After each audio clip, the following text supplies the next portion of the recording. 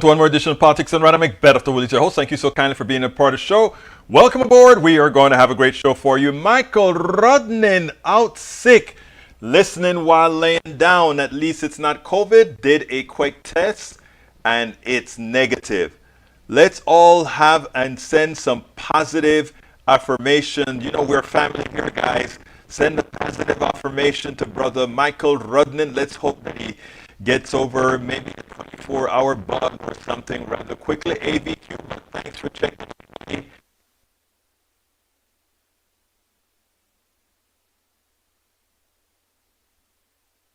Scratchy. Okay, let's see. Tell me if that is any better. Thank you for informing me. I need to be informed. I'm not wearing a suit today or my jacket today, so let's see if I can fix that. And when I get it fixed, let me know if the scratchiness goes away. All right, did it go away? Did it go away? Did it go away? Mic issue, no sound, static. Did it go away? Is it still staticky, folks? Is it still staticky, or is it any better? Sounds good now. Great. Excelente mundo. Okay.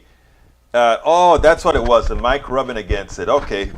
I think you guys said it's okay now, right? I can still dance around and keep my antics without doing anything? Yeah, good job. Okay, great, guys. Love you all. All right, Bridge MCP says, hey, PDR peeps, Alistair Waters. She is here early. Hi, everyone, she says. Get well soon, Michael Rodnim. She also says, I said, we are family, folks. E2247 says, hello. E2247. Always get that number wrong. Welcome aboard E2247. He says, hello, relatives. Today's visit will be the greatest ever visit, as usual. Oh, man, E2247, you always put a smile on my face. Sir, I think you're a sir. Let me know if I got the gender wrong. Who knows? Who cares, right? Okay, let's see what else we got. Paul Fleming says, since Trump, the Republicans seems to go big on embarrassing themselves. As a person of color that was in the corporate world, I knew that I was going to be scrutinized to no end, but keep my cool to show the fools that I'm more than they could comprehend. Brother, why did you have to say that? My new book is going to have all the tribulations that I've had, not only here in the United States, but even in China. As I flew to China, I'm going to tell you a quick story that I'm putting in the book. Because that, and sorry guys for digressing, but when Brother Fleming has this to say, he brings back a lot of memories, right? You guys know I'm a software engineer, mechanical engineer, all that kind of stuff. I work for corporate America. I work for the big oil companies, the big oil service companies for a very short time before I did my own. But there was this particular product that I helped design in called TDS, that TDS11 was the other one. PDP, the I forgot the name of it now. Anyway, it was for a company called, what was the company that I worked for? Anyway, it was one of the shell companies, I believe. And so they got purchased by a company in China. It turns out that company in China was looking for a company in the United States to build an oil well, Dresser Atlas, that was the company, to build an oil well logging machine, that computer system, right? You drop a tool in a well and you're pulling the tool, and that tool is going to send out radiation to the different parts of the well to say where there's hydrocarbons, all that good stuff. And I wrote what's called the idle loop of that particular thing, which was that thing that exchanged, go to job 1, go to job 2, pick the data up here, blow the hole there, that sort of thing, right? And we formed a company, well, before we even formed the company. And I got to tell you guys this, because people would look at what Paul Fleming had to say and think, there we go again, playing the card, but it's not so. The first thing that happened is I worked beforehand worked for a company called NL Industries. And this friend of mine who worked there, God rest his soul now, he needed a software guy to do the software, and this guy wanted for us to go ahead and work under his domain. So we decided, okay, I'll work with him. I was at NASA then, and I said, I'll work with him. And we'll go ahead and work for this guy because it was a startup, all that good stuff. And the guy comes and he said, oh, I tell you what, about salaries, and this is back in the late 80s. And he said, I will give Jerry, that's the white guy, $60,000 Egberto, you got 40,000. This was back in like early 80s, I mean middle 80s, right? Actually 89, I think it was, 88, 89. And it was funny because at NASA, number one, I was making more than that then, and not only that, I was making more than Jerry at NASA, right? Jerry was about 20 years older than me.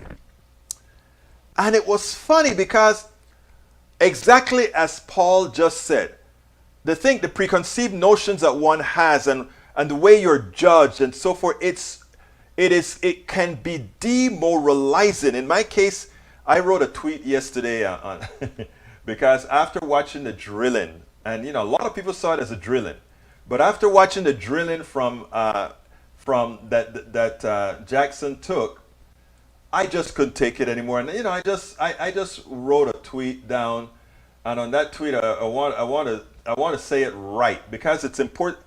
And I'm sorry for boring you with this, but I ask you to give me some latitude here, because this stuff, if you it really hurts. And if you listen to what Paul Fleming says, having to do things differently, it does. Whether people want to accept it, a lot of times we just play strong and all of that. We don't care about it and we just go on with life. But it actually does hurt that you have to constantly be on your game. But so I'm glad that Paul went ahead and put that out there. I'm looking for the tweet right now. I really want to find it because I want to say what I said in the tweet real badly, because I think it needs to be said here. Because a lot of folks are going to say, oh, he's always playing. There he goes again. He's playing the race card. No, he's not. He's just playing the real card. The things that happen, the things that over and over and over again, you just have to live through. All right, let's see if I find it here. Let's see if I find it here. Let's see if, come on, I find all the other tweets and except the one that I want. Except the one that I want. I can't find the tweet. Anyway, here's what I said in the tweet. I said, I am very happy for my mother, my father, my Panamanian village that I grew up in, and the local village that I've created. Because absent all those realities, what I went through in life, in corporate America, and in my own business, would have been very, very hard to get through, especially in the profession that I'm in. And for those of you who are software engineers in corporate America, going out on your own, you'll understand what I'm saying. But anyway, that was a start. He said, Egberto, I'll give Jerry 60, you'll get 40. But that wasn't the only thing. Okay, so we went ahead and said, hell no, that's not how it's gonna work. So Jerry, myself, and a guy from Taiwan formed a company called PWL. It stood for Pace Willie's Low. White guy, black guy, Asian guy. So now it's time to go to China. So we have to go to China for 2 weeks to talk to all the engineers to develop this particular product, right? And we're off to China. And we go to China, and when we get onto the big tables with all the engineers or whatever, I am completely disregarded. The image that America has placed on people who look like me, complete disregarding. Even the Taiwanese guy, he was in China, of course, but the Taiwanese partner, he was a physicist. I was the designing the software, and Jerry was designing the hardware. And it was funny because even the Chinese guy, the Taiwanese guy, he got tacit support. But Jerry was treated like a king, completely like a king, right? Again, it's how the world sees the world. And we were there now talking, and I didn't know that this company bought Dresser Atlas's, can't remember the name of the thing, PDS-11, something like that. I didn't know that they bought it. So when they bought it, I'm like, really? I worked for that company. And they're like, oh, really? Cool. All right, nice. That's how they did. And I said, yeah, and they brought a whole bunch of code. The code is this big. Because what we had to do with this new system that we had, it was a very new modern system, and they wanted us to know that they wanted to do better than what the Dresser Atlas system did. And I said, oh, I worked on that, and they're like, that looked at you like, oh yeah, sure you did, right. So I said, I actually wrote the idle loop. The idle loop was that part of the software. It's a huge piece of software that goes ahead and take data from everything, put it together, all that kind of stuff, right? And one of the engineers ran into the room. From then, I was the king. I was Mr. Willies. Mr. Willies. And everything they had to ask about software. That's how I learned about Askima. Askima is software in Mandarin, right? So that you'd have all the engineers asking.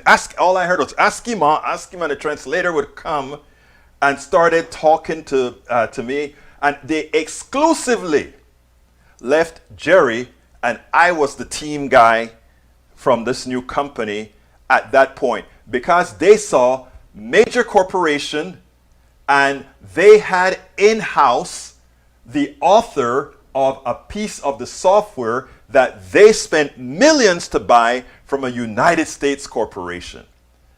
And when what Fleming just said makes sense. You have to, Jerry went there and it was assumed that Jerry was the person who did all this engineering and all that sort of stuff, right? I was the one placed on the back burner, but I was the one designing the system, the entire software system, which is what, most of the hardware was off the shelf. The bond tools that go into the well came from other places. And it took having to prove yourself over and over and over again.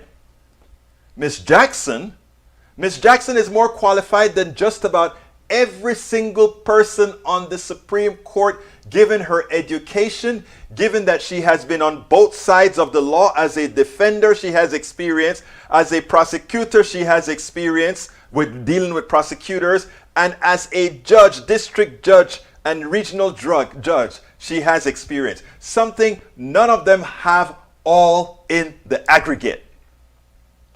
But they want to know her LSAT scores. They want to know all these things about her, whether she is qualified. I mean, Amy Barrett wasn't asked that. So the reason I wanted to spend some extended time on this is because it is common for when somebody of color just say, well, that only happened because. It is always easy to say, there you go again. Yeah, we know there's discrimination, but everything isn't discrimination, and sometimes it's just politics or whatever. And that's true. You have to be very careful when you call out discrimination, otherwise it loses its punch, its value, when it really needs to be called out.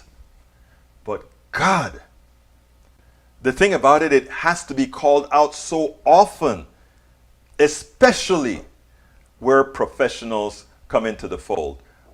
Bring a woman, I found out how much more the men were making who worked for me, asked for a raise, and was told I didn't have a family to support. I took that as I was missing a part. So brought the part and told my boss, here I have got the part, now give me the raise. He did and took the part. Hey, you know what is so funny about that, Bridge? We talk about this being a race thing, right? But women, and I get into, my daughter told me that I need to learn how to express it differently, because I pointed out that I think sexism is even worse than racism. I mean, sexism is across the board. Black men in the church and elsewhere, sexist. White men everywhere, sexist. Asian men, sexist. I mean, sexism goes all over the place. And I've always said that, I make it my business. I mean, even as a board member of Pacifica Network, I always tell people, when it comes to people of authority now, I am actually predisposed to delegate, to first see women that have not been, have these positions of power before. Please, if one of you step up and want it, it's yours. Because you're just as qualified as I am or somebody else is. But right now, I have no problem if I'm told take the back seat as a male, because you're just as qualified as this woman. Well, the woman's going to get it. Okay? That's just how it needs to be. But so I wrote an article at Daily Kos about that, and I got torn up. And believe it or not, I mostly got torn up by women. And to be more specific, by black women who told me, "Dad, don't say that. Well, I took the beating and I accepted all the information that they said. But in my humble opinion, I still think it's harder and it's tougher for women. And yes, there's this issue with white women versus black women, or whether what's a tap-in order, etc. But let's just look at Hillary Clinton and Barack Obama. Look, I love Barack Obama.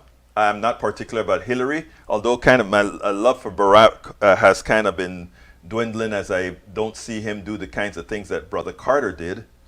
I would have expected him to be doing some of the Carter-like things. I love Carter. Brother Carter is a great ex-president. He shows everything that I believe in. Brother Carter. I'm talking about Jimmy Carter now. And I would have expected Barack Obama, after being a community organizer, to be like that. But I guess when you get a whole lot of money and you start living the high life, that sometimes it can cloud some of the better things you would want to do. Sorry for talking, but this was started by Brother Fleming, man. And he got me off on this tangent, and I thought this is something worth listening to. If you guys want me to shut up and just move on I'll do that as well. But these are things that I just wanted to get out after Brother Fleming touched the nerve. Okay, I tell you what, let me go ahead and start reading some of your text. I think it's rather important. Let's see what we got here. Being a woman, I found out how much more than men. I got that one. And by the way, it's funny that you said that, Breach. I met my wife at one of my jobs, Daniel Industries. And when I got there, I was the only black engineer there. And I remember, when I started to date my wife there, which was a short dating before we got married, I asked, I was talking about how much she makes or whatever, and I kind of got mad at what she made. And then she started to find out that a lot of other women that do less than she did on the job were making more than she was. And I told my wife, go ask for a raise and see what happens. They didn't give her a raise, and I said, tell them, you don't know, maybe you don't know what you're going to do if you don't get a raise. Anyhow, she immediately got a raise, but that wasn't the only thing that happened. They all knew that her husband was a crazy dude. I was a hothead then. She didn't only get a raise, but they gave her a raise like 2 or 3 times after that. They tried to cater it slowly. And I looked at her and I said, you know what they're doing that for? They are scared to death that you are going to sue them after understanding what all the others in your same position or lesser positions were making. So that was another piece I wanted to say. Okay, let's continue what you guys have to say. It's your show. Conservative politicians don't like anyone who doesn't work for the mega corporations like they do. They don't. Peggy Lopez says, unequal. Did I miss anybody? Let's see. Bruce Pollard, welcome aboard. Rose William, welcome aboard. Carl Cox, welcome aboard. Bruce says, you are describing how women were treated in Korea chemical plants when I was there years ago. Man, I tell you, it's amazing, isn't it, Bruce? How slowly things change, right? AVQ says, would be nice to have a public defender as a Supreme Court justice. This is someone who knows how the law screws people, and she'll be there. All right, let's see what else we got here. Carl Cox, I read that already. Peggy Lopez says the unqualified Trump judges were never questioned about their qualifications. Amazing, isn't it? AVQ says, Judge Jackson was grilled about LSATs and GPA. She went to Harvard Law. They have standards to get in. And she graduated cum laude, meaning top 10% of graduates. And what's funny is they could first say, well, she got in because of a quota. Let's say, a lot of people, they fulfill their insecurities of somebody who doesn't look like them that shouldn't be there. They fulfill that insecurity by saying, yeah, but she got in on a quota. But you can get in on a quota. But you don't get summa cum laude on a quota. That's you.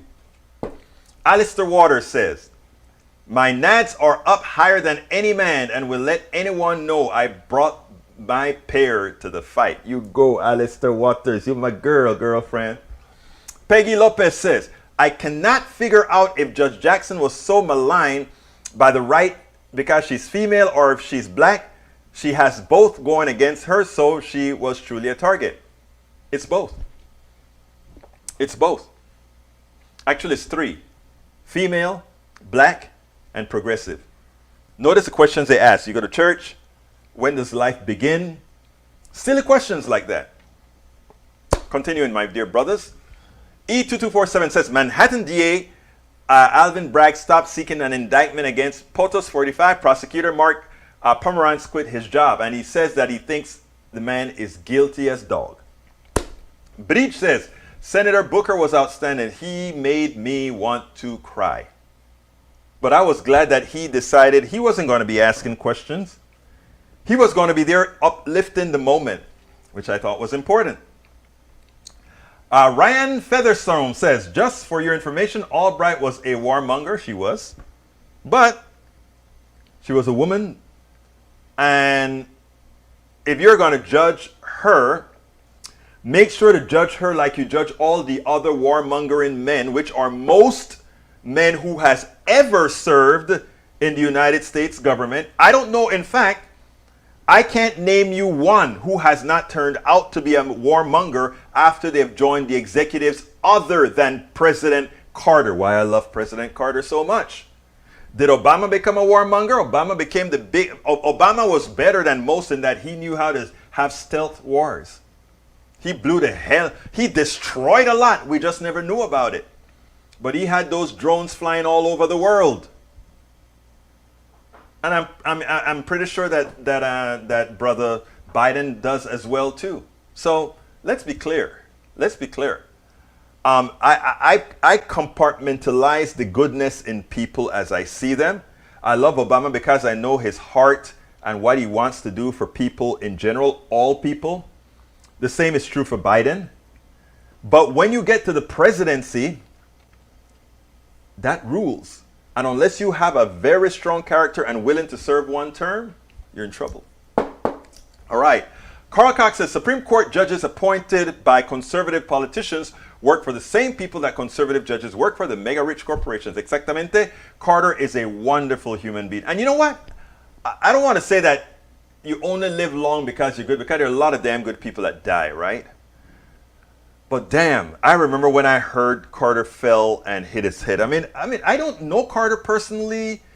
I always donated to his Habitat for Humanity because he founded that or was one of the biggest Habitat for Humanity guys.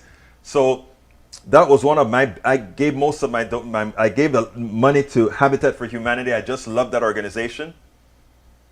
But when I heard he got hurt that time, man, I felt it, you know. Carl Cox, Supreme Court judges appointed by conservative politicians, work the same people. Yeah, I got that. Carter is a wonderful man. Charlie Lindahl, hey, brother Charlie, how you doing, my man? One of my favorite sayings I heard from a dear friend of mine who is a minority female. A minority woman has to work 3 times as hard as their white male counterparts to get recognized and respected. Thankfully, that isn't too hard. That's tough. That's a tough one. All right, Bridge MCP says, heard that before. All right, E224 said, Pomerantz suggested that Bragg stopped out of concern about the legal and factual sufficiency of our case and likelihood that a prosecution would succeed. Exactamente. All right, Alistair Waters says, agreed that President Carter is an amazing human being. Bridge and Egberto IVQ says, workers should tell their co-workers how much they make so they can see if their bosses are screwing any of their fellows. And they generally are. They generally are. Robert Davenport, welcome Davenport. How are you doing, my friend? Let me know when your station goes hot, Robert. Haven't heard from you. Bridge MCP says it would be nice if we need people could question these yokels on the Senate floor. All right, let's see what else we got here. I'm reading all your stuff before I get into our videos. Conservatives talk the big talk. However, when it comes to sentencing laws for child molesters, they don't want to strengthen the laws for porn at all. Blame liberal judges instead. Exactly. Emma Beckers, how are you doing, Emma? Cory Booker is my new personal hero. You know, check him out on TikTok. I saw him on TikTok today and on, was it on the TikTok? I think it was on TikTok and I think also on Instagram. Charlie Lindahl said, Judge Jackson just said, I love beer. She'd be confirmed in 5 minutes. Oh, no. She said, I love beer. They'll call her an alcoholic drunk. And then they'll say, disqualified. Remember, two standards. Egberto, I think the lines of culture war that Republicans were pushing were intended to piss Judge Jackson off. They want to see her pull a Kavanaugh, but she's better than all of them. And you know what? For a minute, I thought she was going to unload on Graham. And I was like, baby, don't do it. Don't do it. Don't do it. And she didn't. Because she gave that pause. And it was that pause that was going to look like this. Let me. And you could see her doing this in her head. And then it was going to be like, let me. And then she said, thank you. That part just got to me. AVQ said, Egberto, I think the lines of culture war questions that Republicans were pushing were intended to piss Jackson off. Yes, I read that. Yes, you're right. Deborah Meadows filled out 2 official forms claiming the couple in the trailer in rural North Carolina, although they actually live in a condo in Old Town, Alexandria, Virginia. That's interesting. You know, every time we see any remnants or any views on voter fraud, it's always on the right. Always on the right. And it's usually very intentional. When they find something on the left, it's somebody who didn't know the law. It's amazing, right?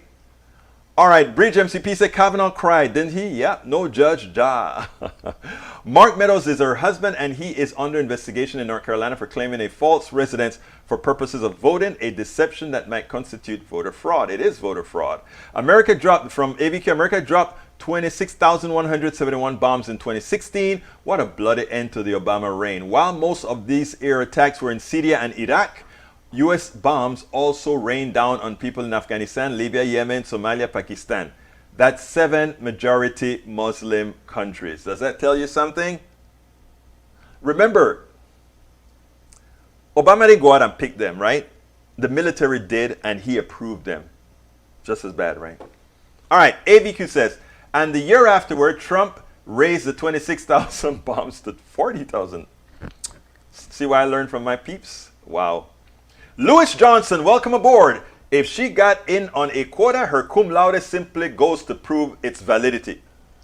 Lewis Jackson, I gotta, why you guys always, why is it that today you guys are making statements that mimic things that have happened in my life that I think have merit for others to see? Lewis Johnson, you just did it again. Let me tell you a story. And and guys, if you don't want me to hear my stories, just say, brother, shut up and play the video, and I will, and I won't be offended at all. But here's the next story that I want to tell. This one is going to be in my book as well, that I'm writing on Amazon.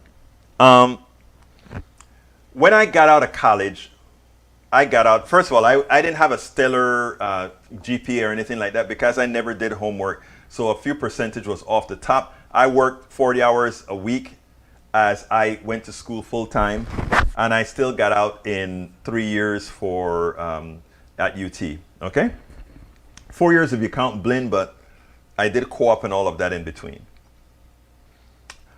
So I got about 4 offers when I got out of college, and I took one in Louisiana to be a oil field logger. In other words, I stay in a truck with a computer. We throw the tool in the well and pull it out, all that good stuff. So I went the first week and got the job, everything, good money, all that good stuff. Then I was called in after the physical and said, I'm sorry, we can't hire you because I'm hired already, but we can't hire you, right? Because I had a metal rod on my spine. And that metal rod on my spine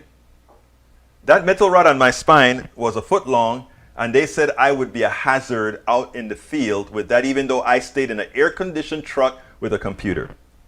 So they let me go. And I'm like, guys, I turned down 3 other offers for NL Industries. That was my first job.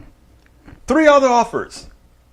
At Amadol Corporation, there was one in Minnesota, and I don't remember the other places. And Frito-Lay. I remember Frito-Lay.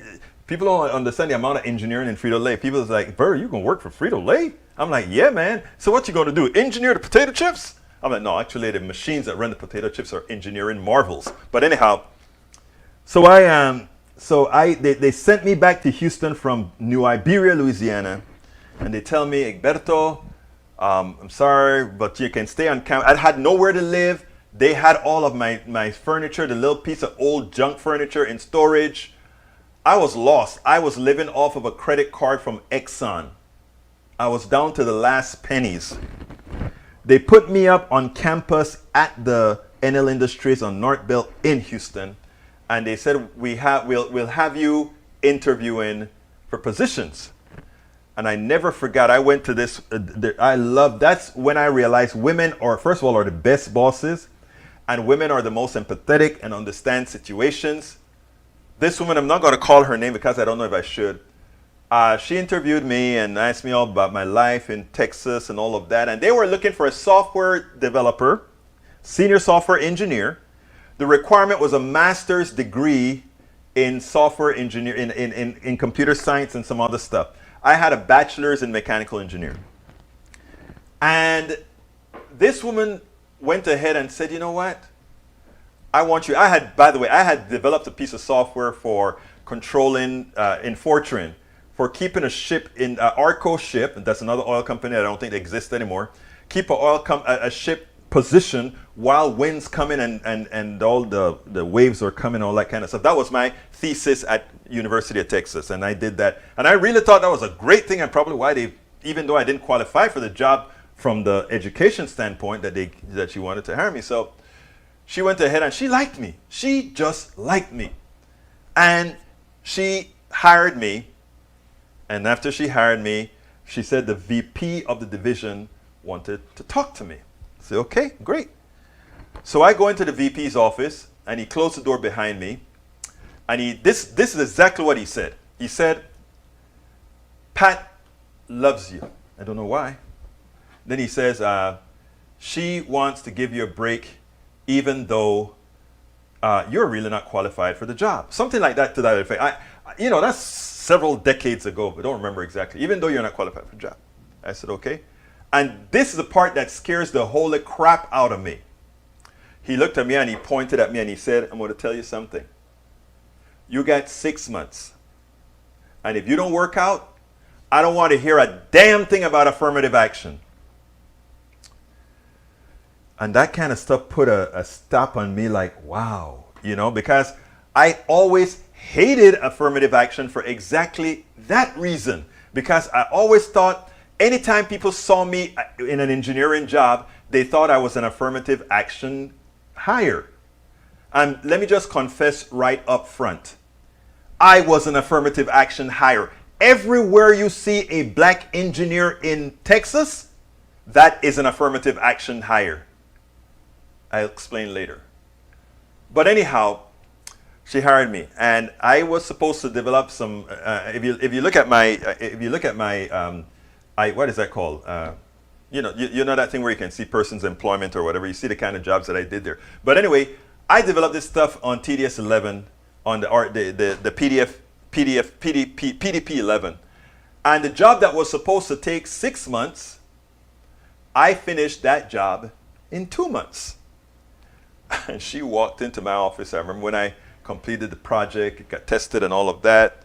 She came in there and she said, Egberto, you don't even have to worry about no damn 6 month probation and all of that stuff. You got the job. And it's the longest place I've ever worked, which is 2 years. I never stay at these places long.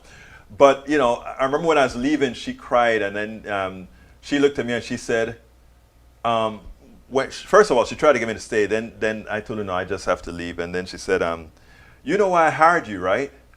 And I'm like, oh, yeah, I can figure it out. Probably because of the Fortran program that I did that controlled the shift and all of that. Because, we did a lot of control for the pieces in there. And she smirked. She said, no, it's because of pizza. I'm like, pizza? So, yeah, you drove, you started out driving for pizza. You then became a server in the place. You became a cook in the place. You then managed the place. And you went to school full time. That's the kind of person I wanted working for me. and she cried like a baby. We hugged and she cried like something you would not see about with men, right? She cried, and but she understood, because in the oil industry they gave her hell. In fact, she double crossed me one time. I made a mistake on a software app one time. Not my fault at that time, but I understood why she did what she had to do, because the pressure that they had her under as a PhD, a scientist at that location, managing the entire development group. She knew that she was an affirmative action hire too, and she had to be better than anybody else. And the truth is, she had to prove better than me. It is, you understand these dynamics when you live it. So when my brother just mentioned that, it just kind of when Louis Johnson just brought that up, it just kind of brought back memories as to all the kinds of things that you go through, right? Sorry for taking you guys on that tangent, but I needed, you guys opened the door. Carl Cox, Democratic Party leadership didn't like Carter because he wasn't concerned about increasing his personal wealth like Tip O'Neill, and he was not interested in forever wars.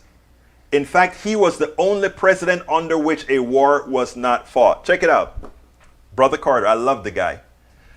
All right, Alistair Water says, Judge Jackson is a cool cucumber. Rose Williams says, the reason the right is fixated so voter fraud is projection. Norman Reynolds says, the softness of the courts on white-collar crimes are not disclosed in the Supreme Court, and they likely cause more deaths. The white-collar crimes, think about the amount of suicides that they cause. Think about the amount of times that people can't get health care because they've stolen the money for themselves. But it's not counted as that kind of crime. You look at the petty thief in a 7-Eleven, oh, that's the end of the world. And this is just somebody whose corporatocracy is paying too little. Alistair wanted to hear the story. Okay, thank you for saying that. Today is one of those days when people bring things up. I just wanted to get it off. So thank you guys for listening as well. Charlie Lindahl, my brother, says, why are you seeing stories you identify with from your audience? Because we are paying attention and want to make sure the information is out there. Brother, thank you. With respect to your metal stick in your back, tell them to stay. That is so funny, brother. That is so funny. Michael Rudnin says, Rose, no, the reason the right are fixated on voter fraud is that they know they can't win fair elections on the policies they support and exit. And Carl Cox agrees. Amen. AVQ says, bet you got the job done in 3 months. I got it done. You said 3. I didn't even see that note. I got it done in 2 months, man. 2 months. 2 months. I was working my butt off. And you know what was the funniest part? This was in PDP 11 assembly language. Not C or Fortran or Basic or any one of those languages. It was an assembly language PDP 11 that I had never written before. I went and I learned PDP 11 assembly language. I learned all of that, and pow, it was hard work, but I was scared to death. All right. Charlie Lindahl says, all black engineers in Texas are affirmative action. No, I worked at Texas Instruments, and both American blacks and Indians minority rights were hired and highly respected. Let me explain what I mean by affirmative action hire, because I knew my stuff as well. Okay? What I mean by affirmative action hires is that absent affirmative action, they would not have gotten into the door. There's a friend of mine who was a journalist at ABC Houston, okay? And you can figure, I'm not gonna give his name, but you can figure it's a black guy at ABC, they let him go. But we used to have these drawn out fights. He used to call me a Republican. We used to have all these drawn out fights because I hated affirmative action, because I thought everybody who looked at me saw me as an affirmative action hire. I had a chip on my shoulder. And let me tell you what that chip was. That chip made believe that I could be insular as opposed to the collective. You know how I became the collective? We as opposed to I?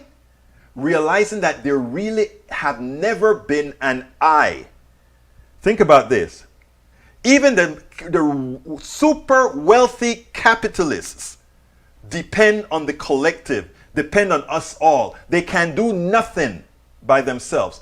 I can do nothing by myself. You can do nothing by yourself. But we have a system that lies to people to believe that we can really be individuals. We cannot be individuals.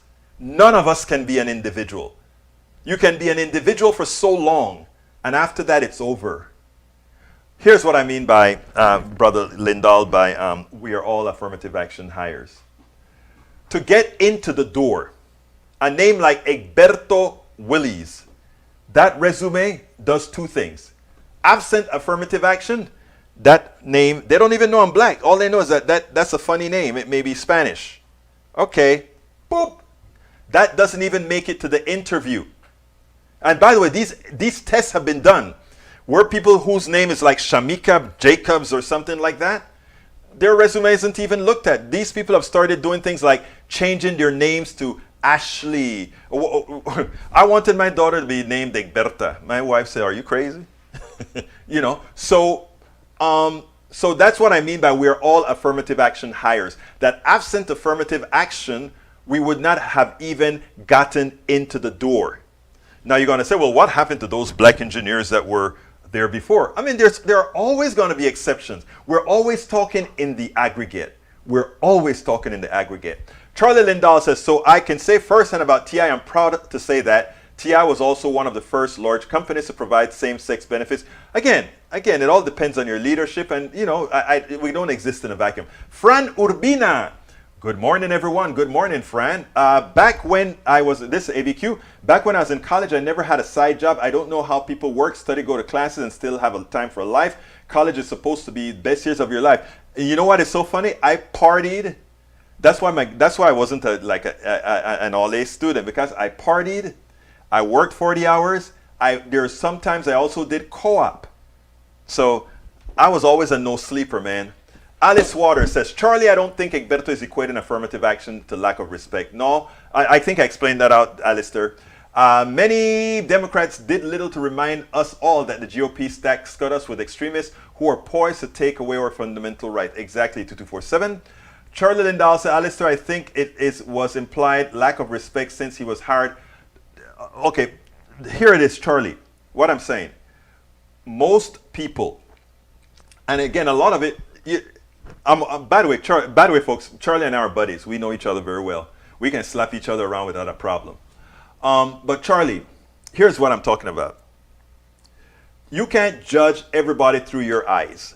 I try to look through other people's eyes so that I can think differently. You're a damn good person.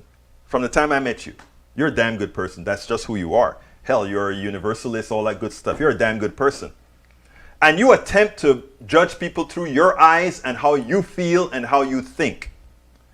You have to judge them through in the totality and how they actually talk, and how they actually talk, not when around you. Because of who you are, Charlie, when people are around you, they know how to be. So remember that. Just needed to slap you a bit, Charlie. Robert Davenport, great pressure for long periods of time. Great diamonds. Yeah, pressure creates good diamonds. Good. Hey, Robert, I like that. You know what? Well, that story is for another time. I need to get away from that for now. But I have another story on diamonds. Actually, it's on diamonds and very dark-skinned people, but we'll talk about that some other time.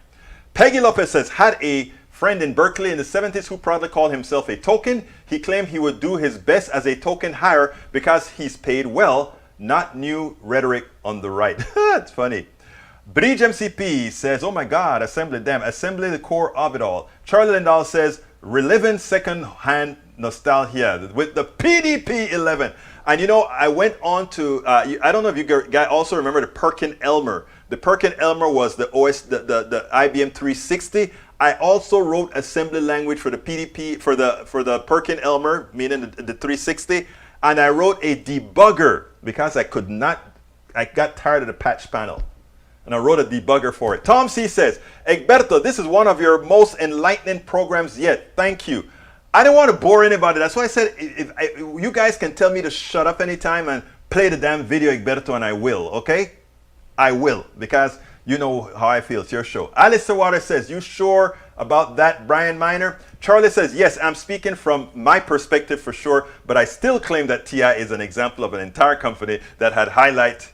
Well, hey, you are the one who worked for them, not me, brother. You're the one who worked for them. E2247 says, Marsha Blackburn showed her own contrast to Jackson's, showing a profound understanding of our founding documents and our legal system. When Blackburn tweeted, the Constitution grants us right to life, liberty, and the pursuit of happiness, not abortions.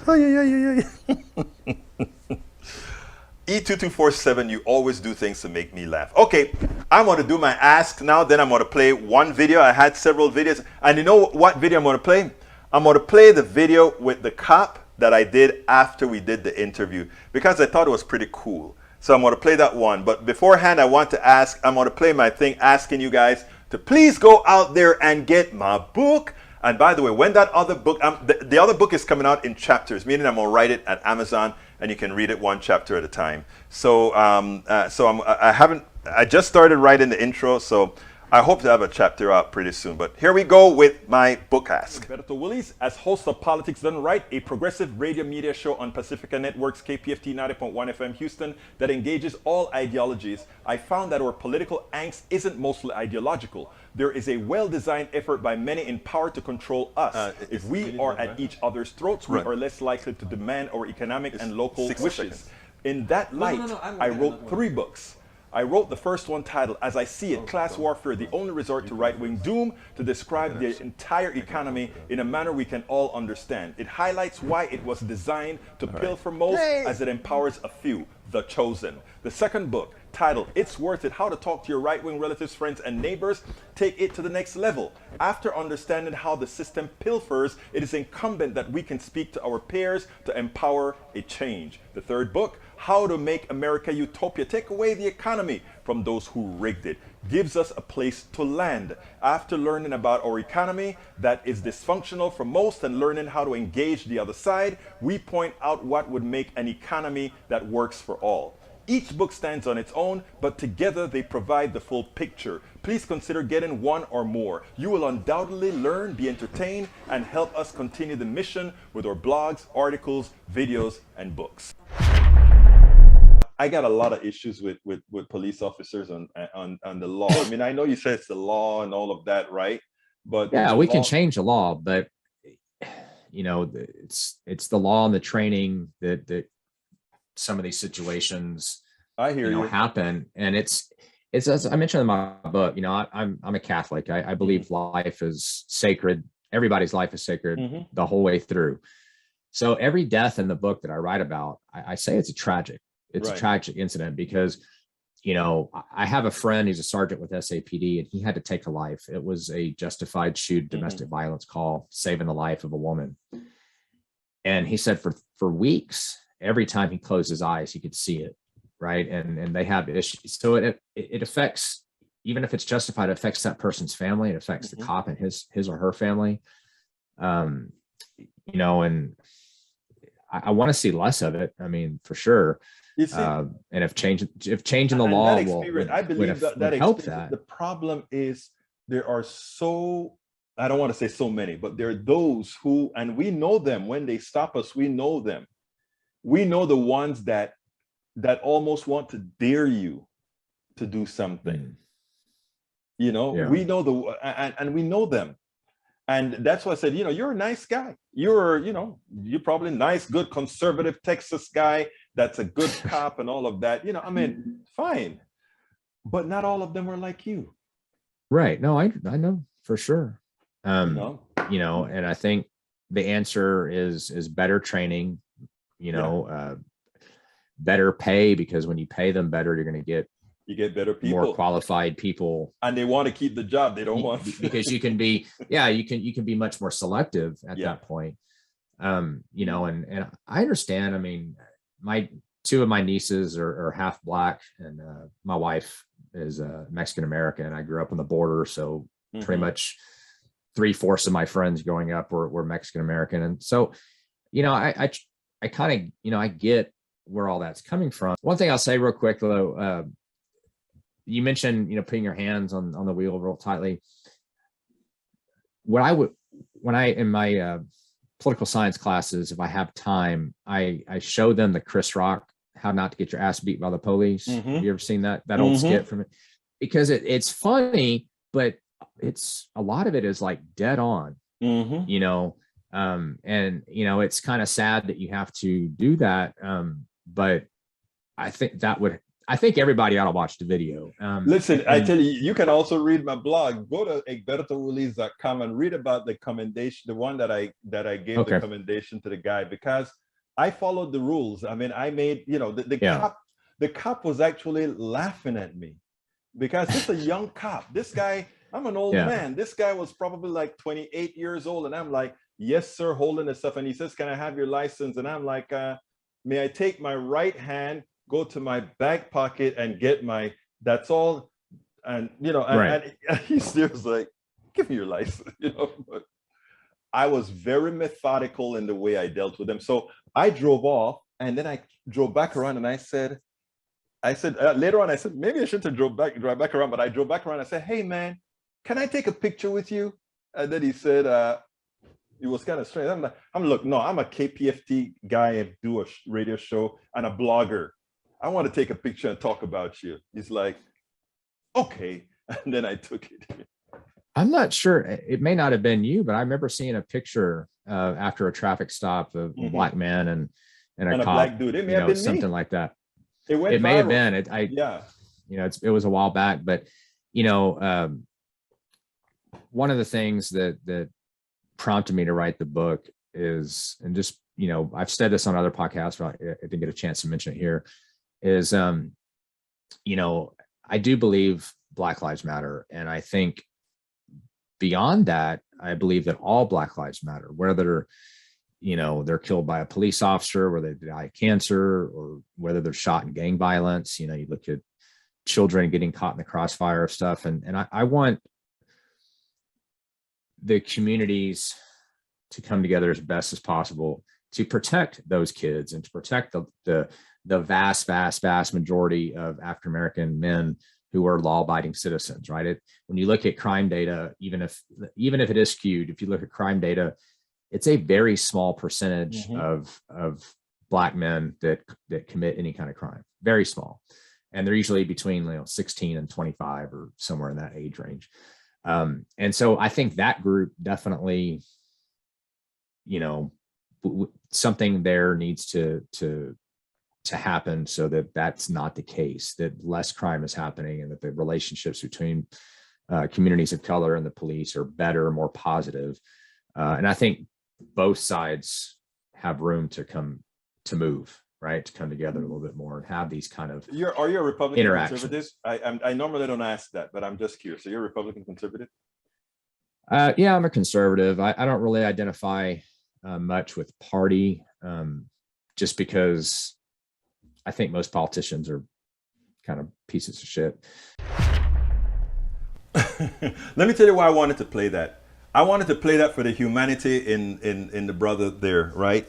Because I thought he was, when we were not doing the interview, I thought he was even more introspective. And the things that we spoke about, there are a couple of things I didn't put out there because I didn't want to, but I just thought it was a good display of true humanity. And the reason I then asked about party affiliation is for the audience that I have many people who tell me, oh, that Republicans are this way, Republicans are that way, etc. I wanted to show that when we are working on a human level, it is amazing how we all are thinking the same. Yes, there are those big time racist, sexist, homophobic, misogynists, right? Yes, that exists. And there are and all of us have a certain degree of those prejudices as well, right? All of us. I've told you mine before. But if you can start having that type of conversation, right? If you really want to move from the accusatory phase and wanting this person to definitely pay the price for everything, you know, if you can get around that, you will be surprised what can ultimately happen. And that is one of the things I want to do. Yes, I'm a pompous sometimes, whatever, right? But these are the kinds of things that I want ultimately for us to be able to get through. Because like I said, I mean, this guy, I deep inside I knew he was a conservative dude, but he's a good dude. Really good dude. Anyway, folks, go get the books, please. Get the books please at politicsdoneright.com/books, politicsdoneright.com/books.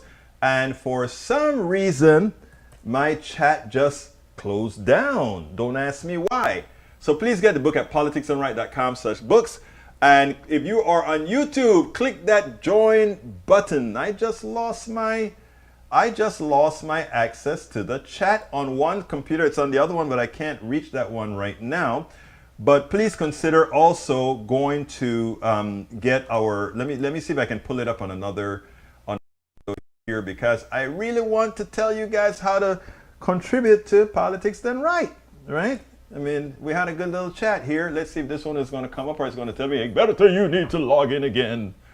And if it tells me I need to log in again, I'm in trouble. Oh, this one actually worked. Okay, you can get the books at politicsdoneright.com/books.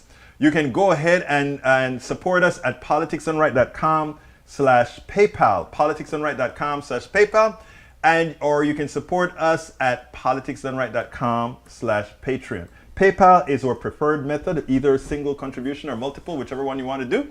You can also support our store. We have a lot of good stuff at our store, politicsdoneright.com/store, politicsdoneright.com/store. Please check it out.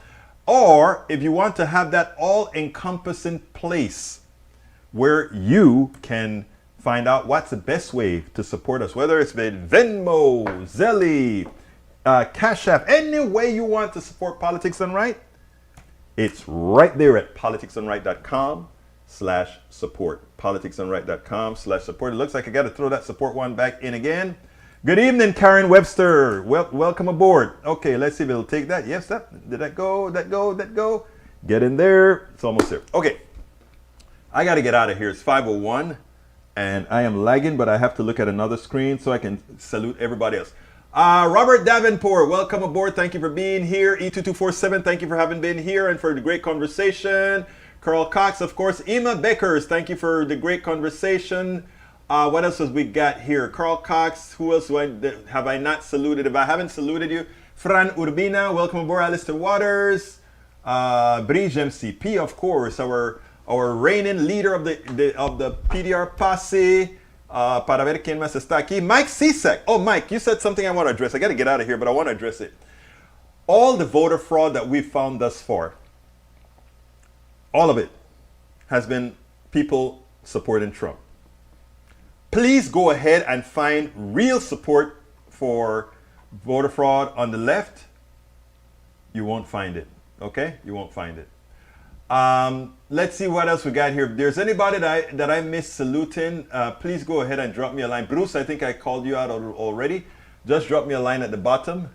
I'm going to be leaving in 1 minute. So if you haven't been saluted and you want to be saluted, Alistair Waters, it's here. Okay. All right. So folks, and by the way, for those of you who just purchased stuff at the store, put it on or wear it or drink from it and send me a picture with it. And you know what I'll do? I'll do the same thing that I did with Sister Alistair. And check this out, guys. Mira esto. She bought the green cup. She loves green. I guess it was close to what that time again? Look, she got it. So, and by the way, that cup was designed by Bridge MCP. Anyway, I got to get out of here. My name is Egberto Willies. This is Politics Done Right. And you guys know how I end this baby. I am what? Out. We spend a lot of time deconstructing the news, trying to parse it into a form that everybody can understand. We try to find those little nitpicks where it flies above the fray, etc. If you really like these videos that we do, I want to ask a big favor. Please go ahead, number one, subscribe to our channel, and number two, please join if you can. Thank you so kindly for watching. Keep watching. Please remember to share. We must populate the entire internet with our progressive message, a message that we know is what most Americans say that they want. So help us, please join.